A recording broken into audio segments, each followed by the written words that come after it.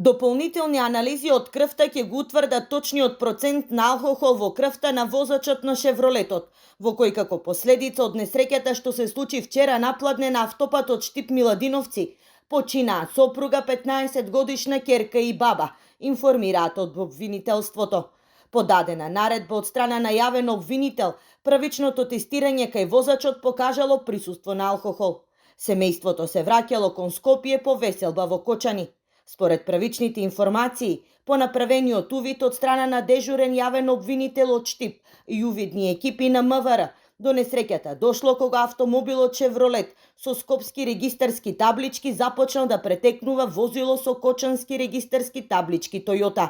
Во моментот на пристигнување, возачот на Шевролетот во кој имало 5 патници, меѓу кои 12 и 15 годишно дете изгубил контрола.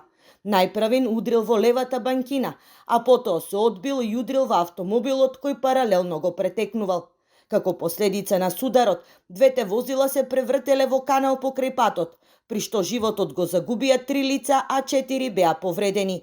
Со потешки повреди се здобил со патникот во кочанското возило.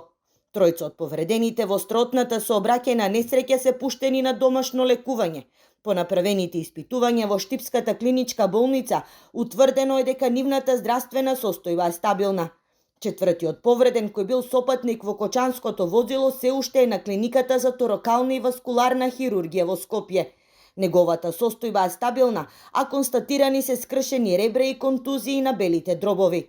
На местото на несреќата имаше и сообраќаен вештак, а по целокупното испитување јавниот обвинител ќе донесе одлука за натамошниот тек на постапката, информираат од јавното обвинителство.